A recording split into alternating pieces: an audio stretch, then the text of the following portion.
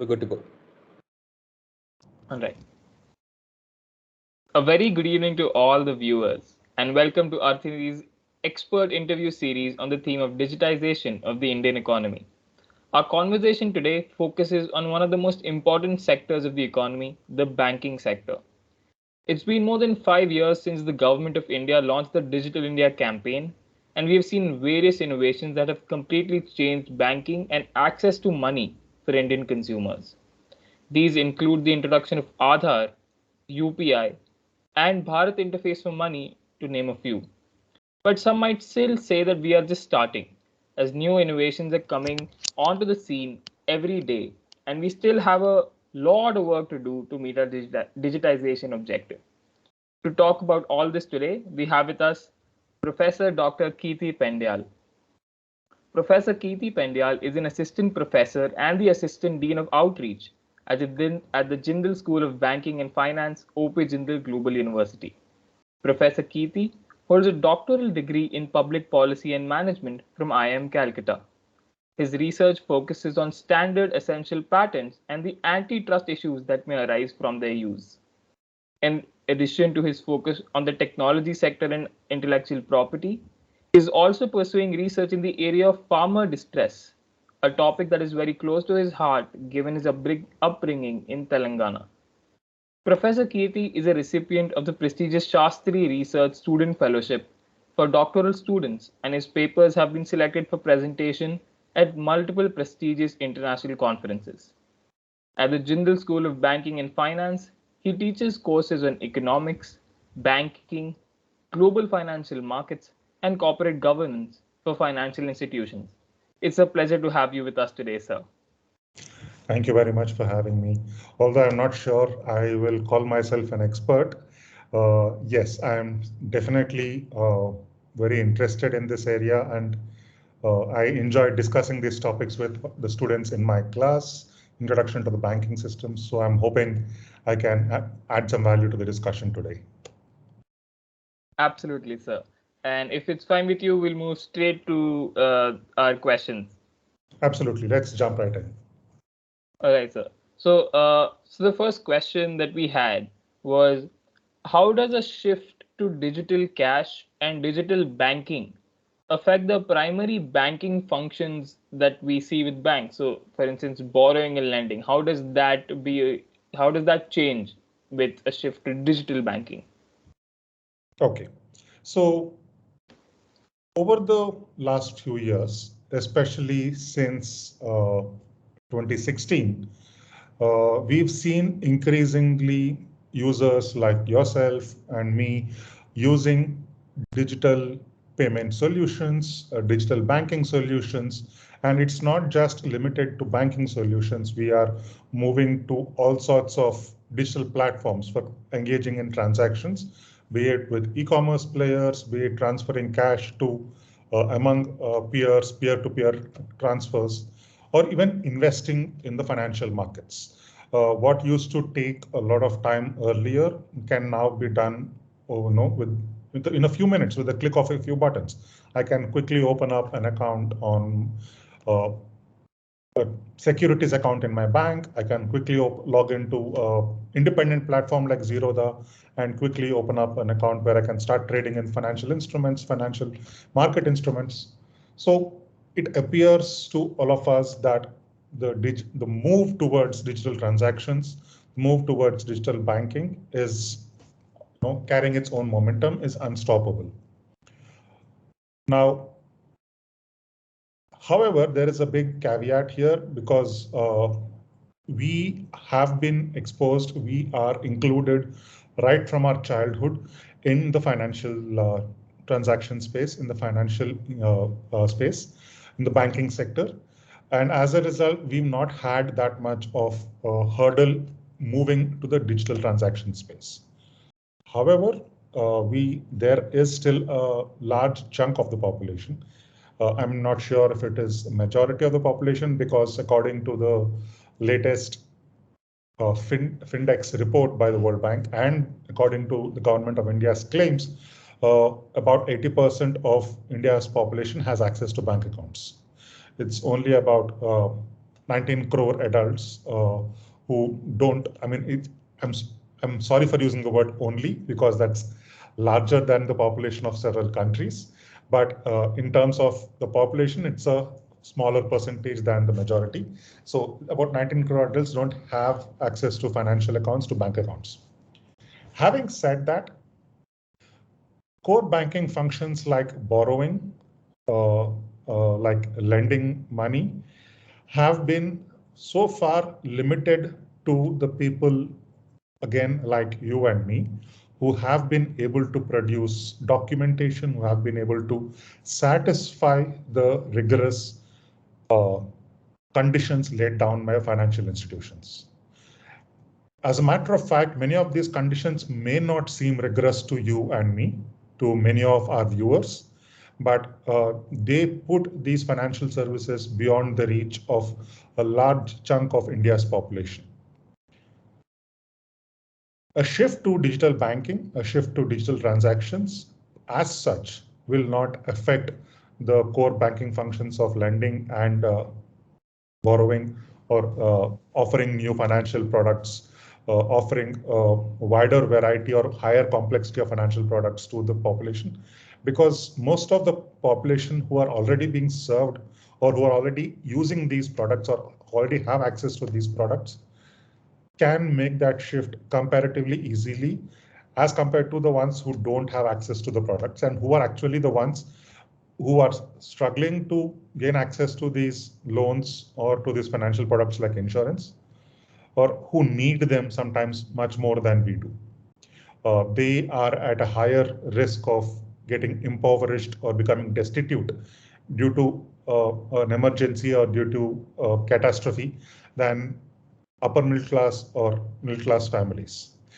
However, it is these conditions of the banks, which, by the way, I'm not criticizing the conditions per se, because these conditions have been put in with good intentions. You know, the KYC norms, the requirement to have a certain set, a credit history, because that then protects the banks themselves from making bad loans, or allows them to take safe decisions, safe in the perspective of all stakeholders, depositors, shareholders, and the wider economy in general, because we are seeing what happens when there is a large rise in NPAs across the board.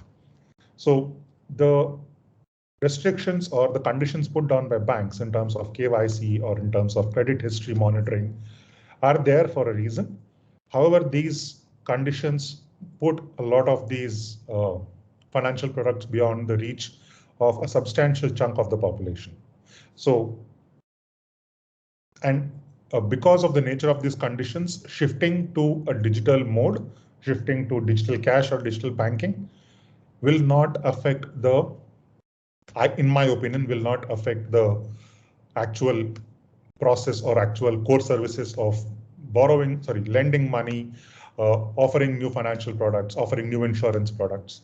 And yeah, it will help the banks, it will help the customer who is buying those products. But on the whole, will only speed up the process or will make it smoother and more efficient. The larger challenge comes from addressing the minority who don't have access to those products. All right. Thank you so much, Rufai. That's a very interesting insight into how there are still changes that we need to work on, which brings me to my next question, which is what can the government do on a wider scale in the banking sector going forward so that it can attain its digitization objective, and what may be the areas that we still need to work on? If you are asking me what the government can do in terms of actual policies, what they should introduce, or give me a set of recommendations A, B, C, I don't have an answer to that. In broad terms, I can tell you that there is still a lot left to be done in providing banking services to a large section of the population. I already mentioned that we have about 19 crore adults who don't yet have access to bank accounts.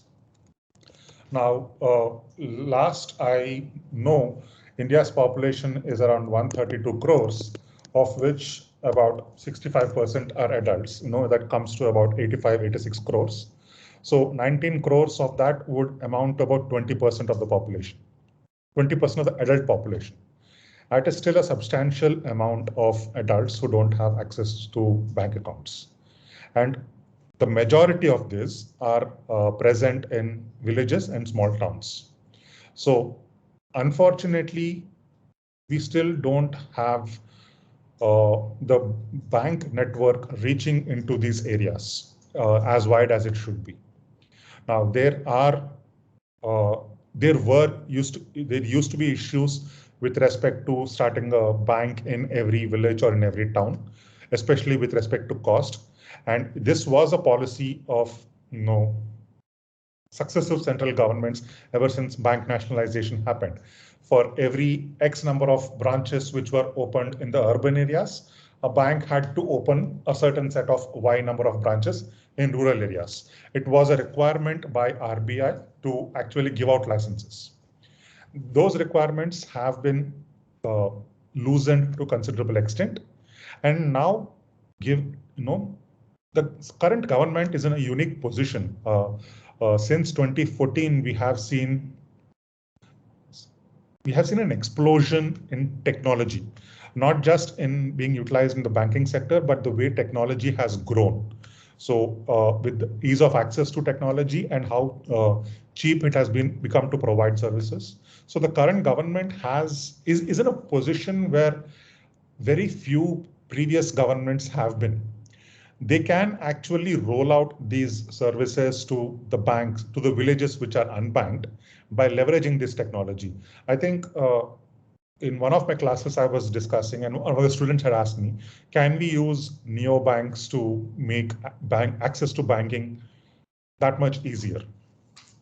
I'm not sure if we can. I mean, I'm not sure of the answer, if we can or if we cannot, but definitely the technology available which allows the setting up of a neobank with much lesser cost than it takes to set up entirely new bank with physical infrastructure allows us to start rolling out banking services to the unbanked. So the first challenge or the first hurdle will be to provide access to banking services to the people. The government has started on this using the Jan Dhan accounts, but there is still some way left to go. They have achieved, they've covered a lot of the country using the Jan Dhan accounts, but there is still some way left to go. The second challenge comes from changing the attitudes of the people. So the Findex report I was talking about of the World Bank, it provides for a very interesting reading. I hope your readers you can easily Google it, Findex 2017, financial index combined into Findex. 2017 report of the World Bank. And there's also a financial inclusion report which has been brought out by the RBI just recently in August 2021. Now, these two reports make for a very good, interesting reading. The Findex report talks about how, and they mention this, that a large chunk of the population has bank accounts in India, like I said, 80%. However, they also point out that a lot of these accounts are dormant. Even though the government, according to India's classifications, they are not, because in India, for say individual accounts, an account is classified dormant or dormant if there's no transaction happening for almost a year. So given that the benefits are being regularly deposited in these accounts, accounts don't automatically get classified as dormant as long as even one direct deposit is made.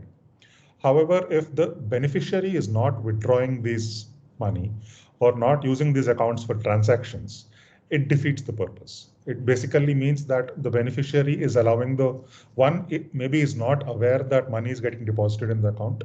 And two, even if she is aware that it's being deposited, she is not touching it or not utilizing it. Or in other words, basically, she is still for her daily expenses for her living using cash or depending on the local moneylender or local person who is basically accounting or keeping a tally of the books. This means that attitudes of people has not changed, the habits of people has not changed. So even if the government were to go on and open the accounts for everybody, as long as they're not using those accounts, it will not actually help in digitizing the banks or digitizing transactions. That is where the RBI report paints a slightly less rosy picture with respect to India. The RBI report says that the financial inclusion index for India is only at 53.9. The index goes from 0, where complete financial exclusion of the entire population, to 100, where the entire population is financially included, and it's around a 53.9 right now. And one of the parameters, and actually the parameter with the largest weightage, is the parameter of usage, which carries a 45% weightage. So there is a substantial way to go for us before we get completely towards financial inclusion, and we can make a success of digital transactions or digital banking. The biggest challenge is not in opening accounts, but in getting the people to start using those accounts.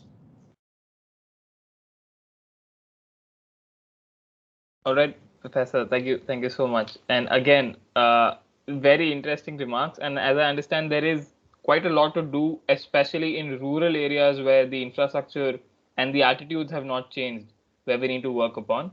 And so my question would be, looking some way into the future, that if these rural areas are digitized, if we are able to penetrate these areas, how will rural economies change then?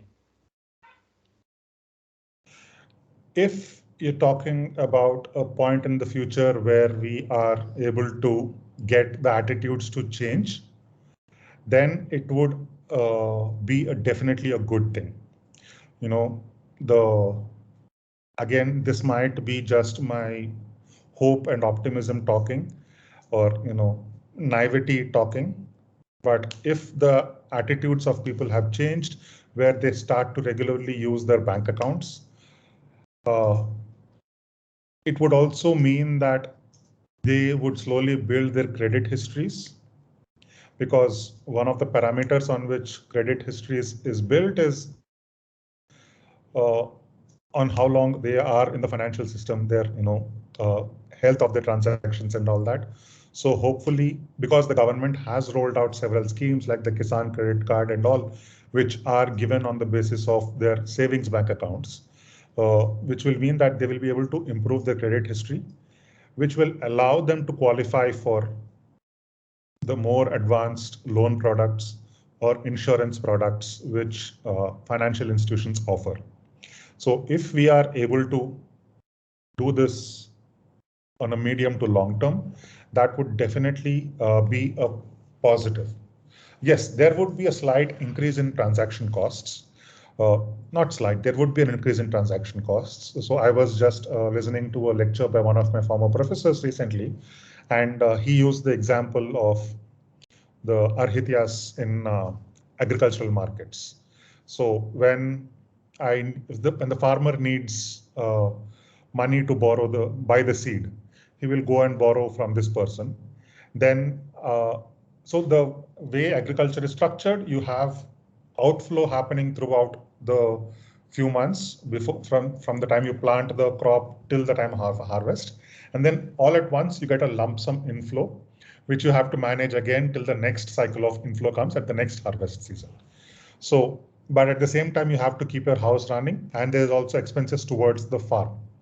So if you need money for seeds, he goes and borrows from this person. If you need money for fertilizers, you go and borrow from this person.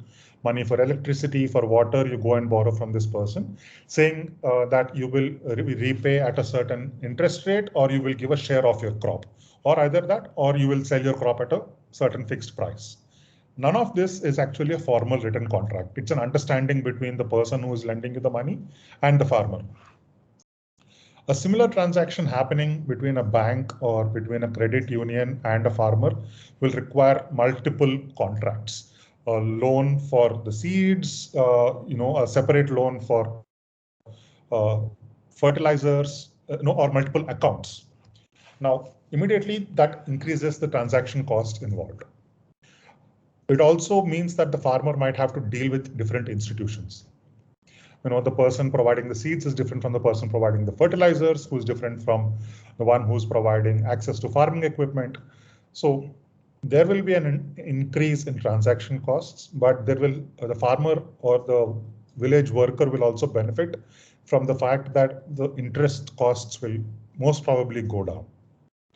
So in the long run, I think it will be a good sign for the rural economy, but it has to go hand in hand with other initiatives. It can't just be rammed down the throat of people in villages, people in small towns, because if the government were to do that, not just this government, even if a subsequent government were to do that, it will end up causing more damage than benefit to the rural farmer. It could actually end up causing the rural economy to collapse.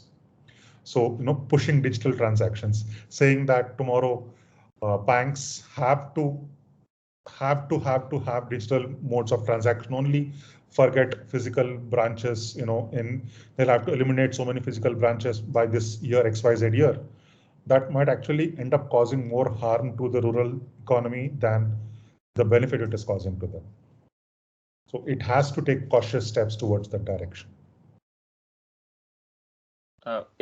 It's eye-opening to think from the farmer's perspective or the rural user's perspective, Professor. So thank you so much for those comments. And I'd like to move our focus now to the regulatory side of things as we digitize our economy rapidly. So my question would be, what are the regulatory changes required with increased use of digital and online payment technology and softwares, which we've seen has brought a lot of private players into the market?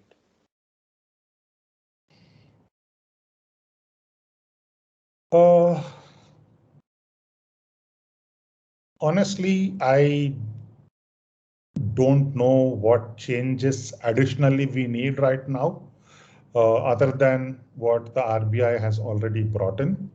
They've made wallets. It's not yet been done by the companies, but they've allowed for interoperability of wallets. They have allowed users like you and me to withdraw money from wallets. It's not yet been done by the companies themselves, but it's allowed to, regulatorily, it's allowed to withdraw money from the wallets.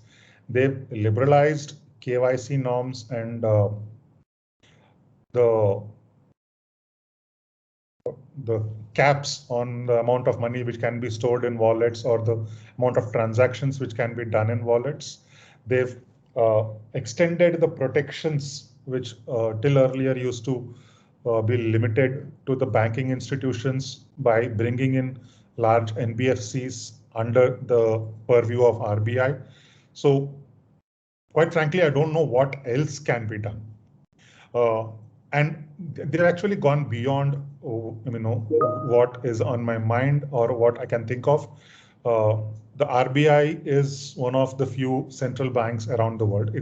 I think it was inspired by the Bank of England, which is UK's central bank, where they've started a regulatory sandbox to test out solutions developed by private players for societal issues.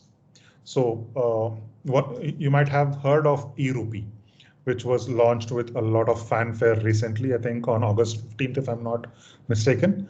Now, like the e-Rupee does not require the user to function, does not require the user to have a smartphone. Earlier, although UPI also does not require the user to have a smartphone, a lot of people were kind of left unserved because of UPI or NPC, Bharat Bill Pay and all that stuff. So the e-Rupee platform or the e-Rupee service can be undertaken by a user who has just a feature phone. But like the e-Rupee still has the flaw or has the issue that the user still needs mobile connectivity to receive the SMS. Although once the SMS is received, they can use it at any other point in time. RBI has started experimenting with solutions which don't require mobile connectivity, which don't require internet as well, for the payment services, retail payments, which was the first regulatory sandbox that they had hosted or identified companies. Then there was the second one where they looked at cross-border payments, given that there's a substantial chunk of Indians who live overseas who keep losing a lot of, cross-border transactions are very expensive. So to make it, and not just expensive, they're very time consuming as well.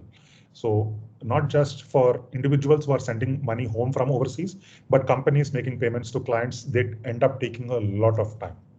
So to make it easier, the cross-border transactions, they've started looking at, I think that was the second cohort of cross-border transactions. Then there was a third one which talked about financing for MSMEs. And then there is a fourth one, which I'm not sure if they've already asked in invited applications, but they are actively trying to tie up or actively trying to encourage innovation from the private sector to, it's not just the, pardon my use of this language, sexy sounding fintech platforms or wallet companies, which are where RBI is paying attention, but they're even trying to embrace technology to address other aspects of societal issues, financial issues for society. So I don't have an answer to what are the regulatory changes required, but I think they are being as proactive as can be.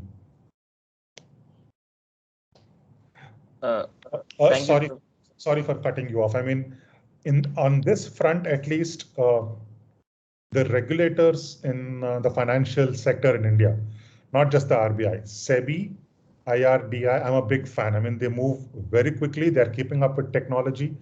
They're keeping the consumer interests at heart, and they are embracing technology. I mean, there was news of SEBI starting to use machine learning to identify insider trades a few months back.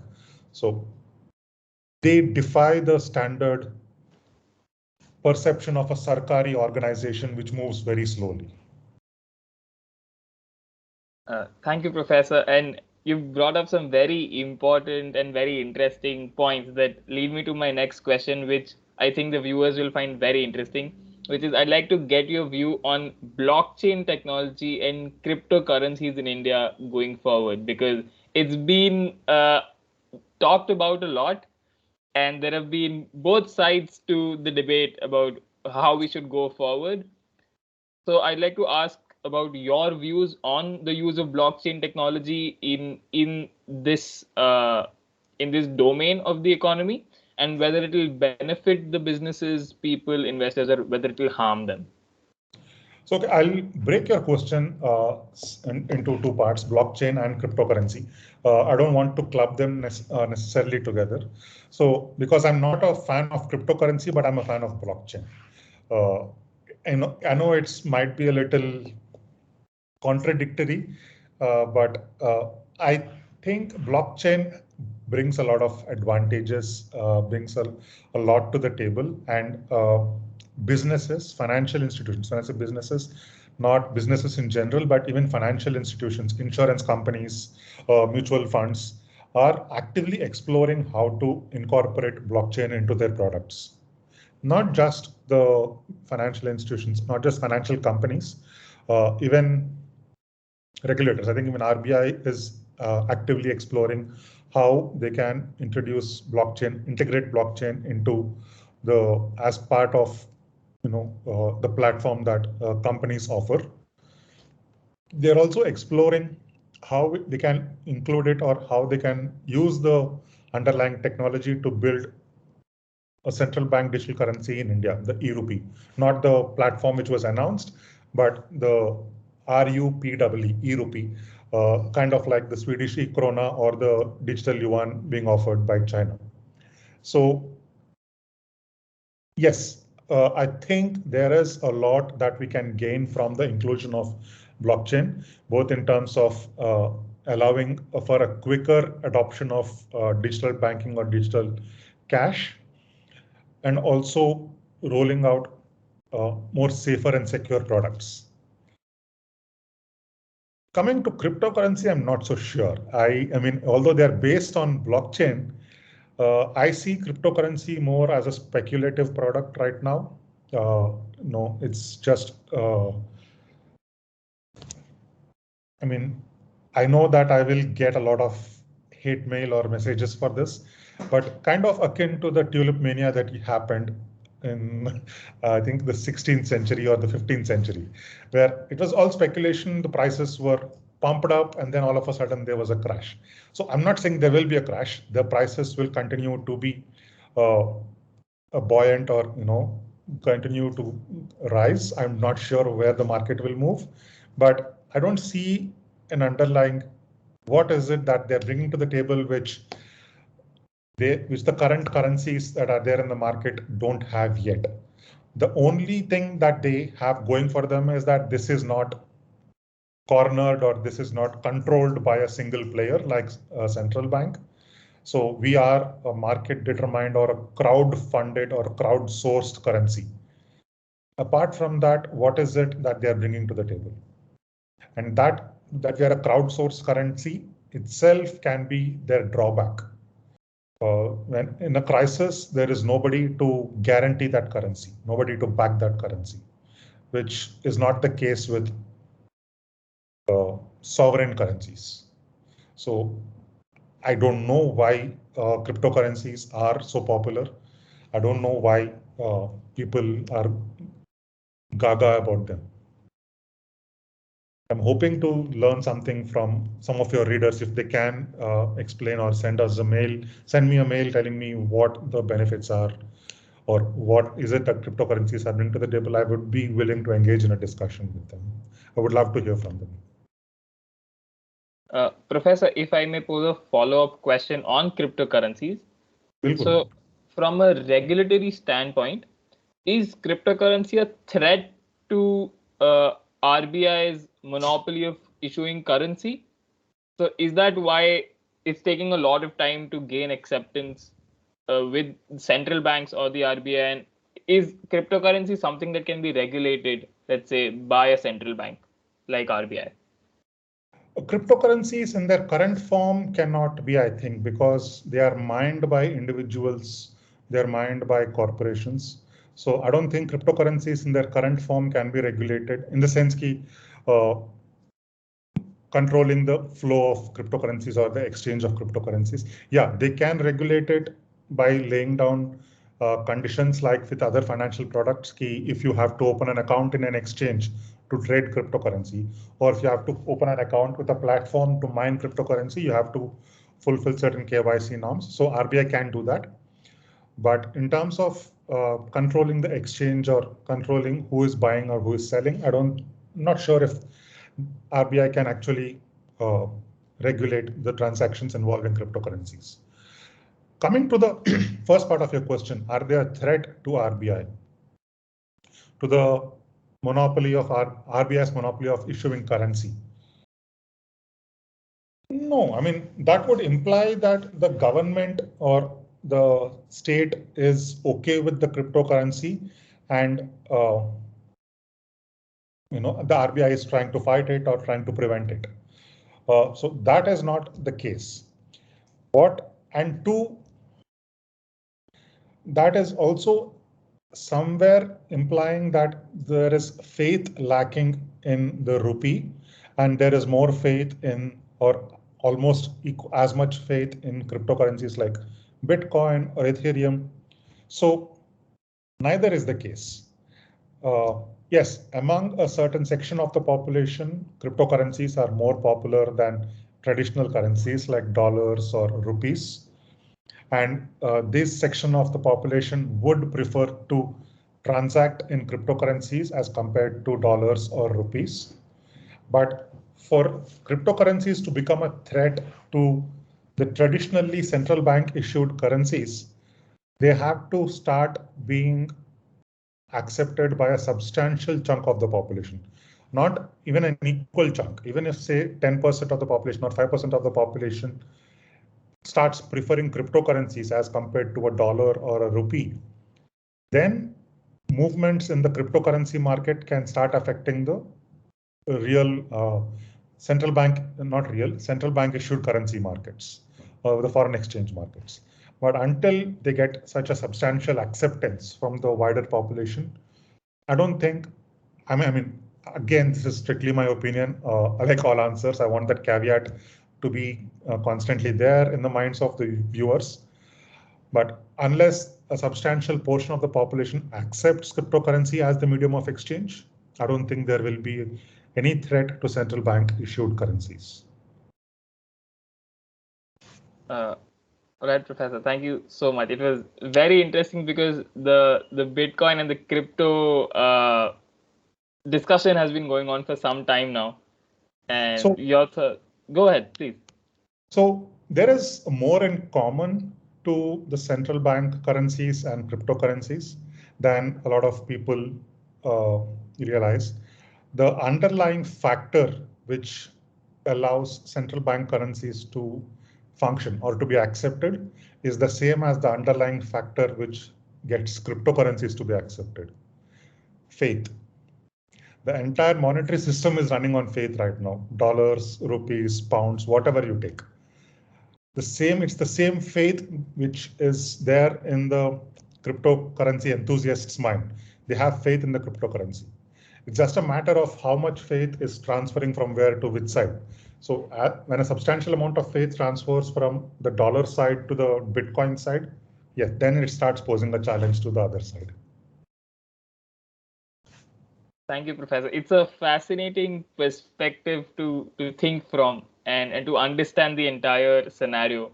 And with this, I'd like to move to the final set of questions, which looks forward to the next, let's say, 5 years or 10 years. Or let's say we do go ahead and we achieve our digitization objective. So I'd like to ask, which sector of the economy do you think will be most benefited by a digitization of the banking system? So if we are to achieve that objective, which sector then plays a better role or benefits way more than it does right now? Okay, so I mean, there is the fairly obvious answer of e-commerce, where the more people move toward digital banking, the more their business will increase. People will buy not just Amazon or Flipkart or the likes, but even Zomato, Swiggy, any other platforms. But apart from that, there is also the financial products industry. The more you move toward digital banking or a digital transaction, the more the economy gets driven by the digital transactions. I think more people will start buying financial products. And I don't mean just products like Paytm or MobiKwik or FreeCharge. They're not just wallets or not just UPI transactions. I mean, even people purchasing insurance, people investing in mutual funds, people saving or taking up credit cards. So the financial services industry will be the one which sees the biggest boost, I think, if we are successful in getting the population to digitize, if we're getting successful in convincing people to move to a digital transaction space. And it also is going to be advantageous to the people because it will protect, it will protect them from financial fraud, financial scandals. Yeah, there will always be people who will try out new kinds of scandals and new kinds of fraud, but that is part of the financial literacy initiative which institutions and the government have undertaken. We keep seeing ads everywhere. We keep seeing stories in the newspaper trying to advise individuals of the threats out there. So and companies will continue to do that given because of several regulations where the liability is placed on the institution as well. It's not entirely always the user's fault. So I think the biggest fillip will be to the financial services industry, apart from the e-commerce sector.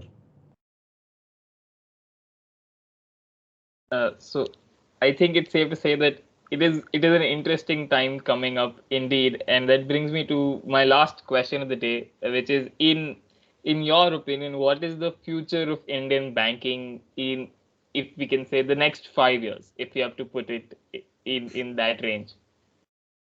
Okay, if this was an exam question paper, I'll put it this way. If this was an exam question paper, the 9 or 10 questions we answered, and like you know, most university exams have a choice. This would be the question I leave in the examination because it's so difficult to answer. Uh, because of two reasons. One, COVID. The most obvious reason or the no, most obvious factor out there, COVID, which has affected the world in ways unseen. We've not, we could not even have imagined the way the world will be disrupted. Just 18 months ago, we could not have imagined that this would be the condition today, not just in one country but around the world. So banking sector, financial sector around the world has taken a hit. Uh, Including the financial markets. They're doing well, but the other side where investment banks, the mergers and acquisitions, they've tapered down a lot the deals that are happening and everything in the market. So COVID was one big shock, and depends on how we come out or how the recovery happens. That will affect to a great extent the position of the Indian banking sector 5 years down the line. But apart from COVID, also going into the 2020, going into COVID, the Indian banking industry was already suffering, reeling from several major shocks uh, brought on by the NPA crisis. We are seeing some of some of that mess slowly being rectified or slowly being addressed right now.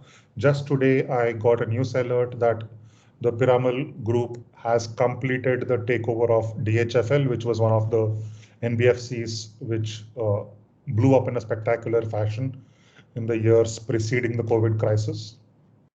So we still have some hangover left from that era where there are several problems from the four balance sheet crisis that I forget that professor's name, Arvind Subramaniam, talked about in his famous paper. We are still grappling with those issues and we are still rectifying those issues. No work is being done. So how soon are we able to address them? How soon are we able to rectify the problem? That will also matter on, that will also impact on where we are 5 years from now in the financial services industry. So conservatively speaking, I see the industry having gotten out and just starting its baby steps back towards growth 5 years from now. But it is still quite early to tell. Maybe in a 6 months to a year, we'll be able to take a better call. At least once we are, we are on track with respect to vaccinations being given to adults in the country. So hopefully in 6 months to a year, we will be coming out of the COVID crisis. So then we can start seeing or start understanding where we will be in the medium term. That would be able to give us a better understanding of, allow us to better identify where we will be. Right now, we are still reeling from two crises, so which makes it difficult to predict. Thank you so much, Professor, for your insight. And I think it's safe to say that we leave with way more thoughts, way more questions, ideas, and a great perspective that our viewers did not have before to think about the banking sector. So really sorry if I ended up causing more questions than actually giving answers. But like I promised in my class, I don't have all the answers, but I definitely can tell you what questions to ask. Questions I know what to ask, or what are troubling me, but I don't have the answers. No, Professor, we were glad to have you here. It's been a pleasure. So we'd like to thank you on behalf of myself, Akrit, and Arthiniti. Thank you so much for your time. It's Thank been a you very pleasure. And thank you to our viewers for tuning in. Thank you and have a nice day.